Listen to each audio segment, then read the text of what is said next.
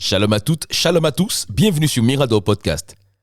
C'est un plaisir de vous retrouver à chaque escale de notre voyage à la découverte de la sagesse. Aujourd'hui, nous faisons cap vers la justice des hommes versus la justice de Dieu, pour finalement voir ensemble que la vie est toujours juste.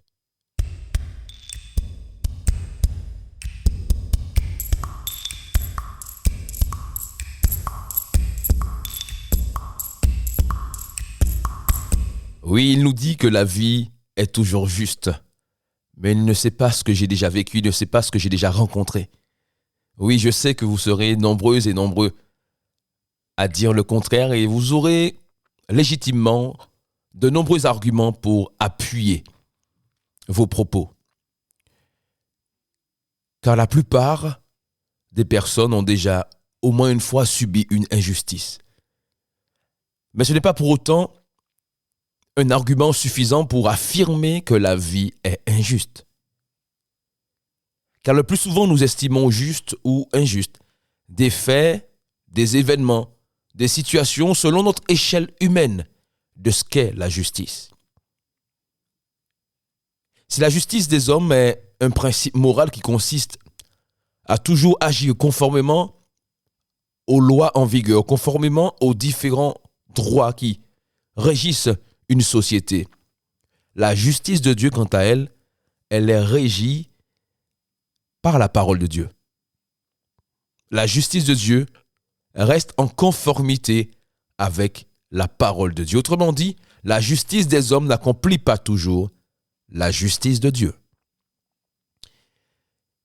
Mais il est acceptable d'entendre qu'il est injuste, par exemple, qu'une personne se fasse agresser en raison de son appartenance à un groupe d'individus, qu'une autre soit emprisonnée pour une cause noble, qu'une autre personne ayant commis des violences soit relâchée, soit relaxée, ne connaisse pas la prison.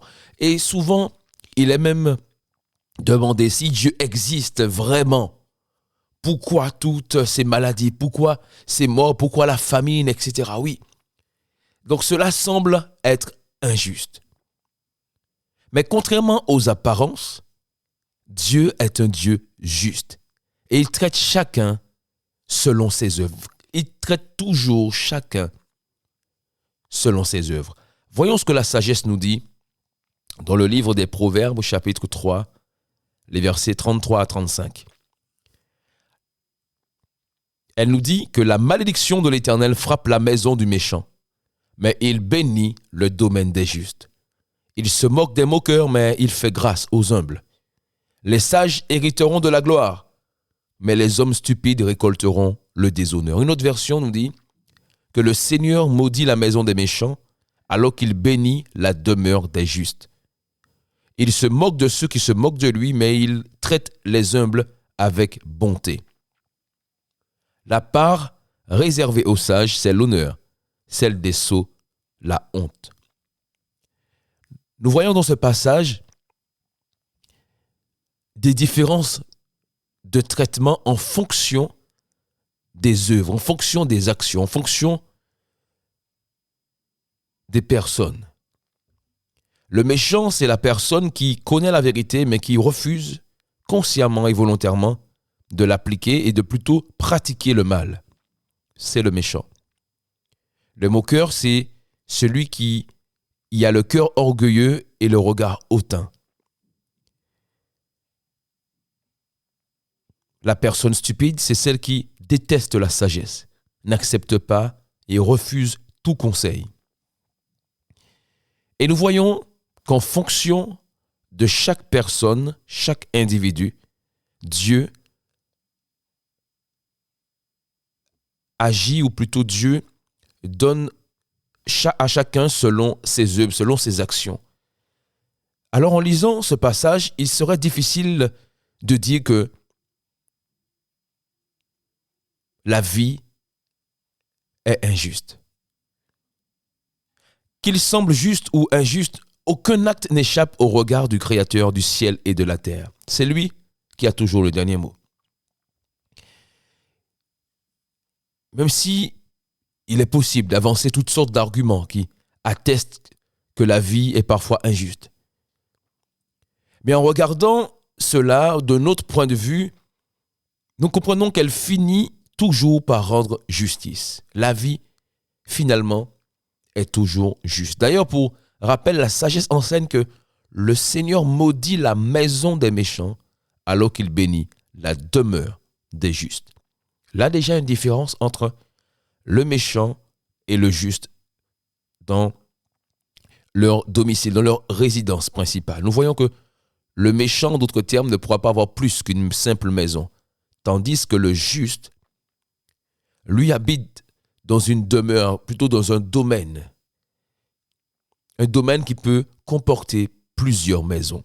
En d'autres termes, toute personne qui pratique le mal sera maudite, tandis que celle qui pratique la justice sera bénie. Et cela ne dépend pas de faits instantanés. Si la justice, elle est désirée sur le plan humain et souvent sur le court terme, voire le moyen terme, la vie peut sembler injuste. En revanche, en gardant à l'esprit que, quel que soit ce qui peut arriver, la vie sera toujours juste, au sens où au final, la justice vaincra, au sens où au final, c'est Dieu qui aura le dernier mot de cette situation. Au sens où, au final, la justice sera toujours rendue. Parce que notre Dieu, celui qui régit les lois de la nature, est juste. Par exemple, lorsque j'étais plus jeune, je passais mon temps à étudier, à jouer un peu, à m'amuser tout de même, mais pas comme mes connaissances, pas comme mes autres camarades.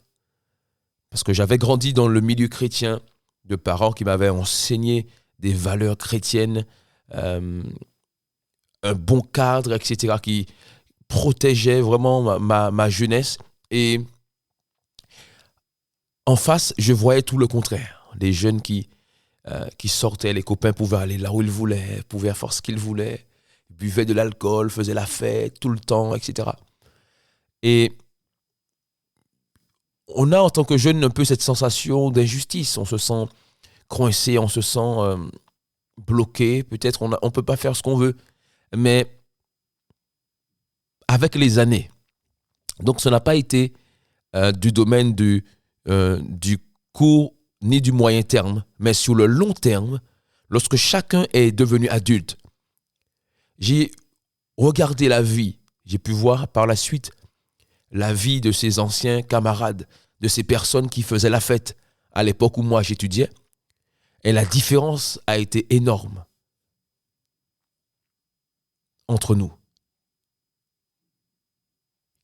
La plupart ne travaillent pas, n'ont pas un travail fixe ni stable, continuent à boire de l'alcool, sont parfois devenus ivrognes, ou n'ont pas une vie équilibrée ni stable.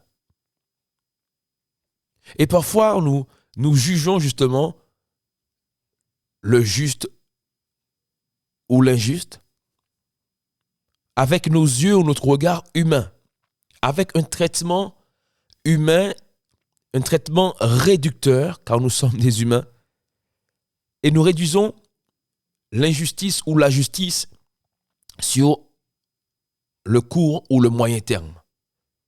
Alors que Dieu veut que nous puissions lui faire confiance, quelle que soit l'injustice que nous pouvons vivre ou subir, lui faire confiance au sens où si nous lui appartenons, si tu appartiens à Dieu, ceux qui appartiennent au Créateur du ciel et de la terre vivront toujours la justice, car Dieu leur fera toujours justice, même des années après.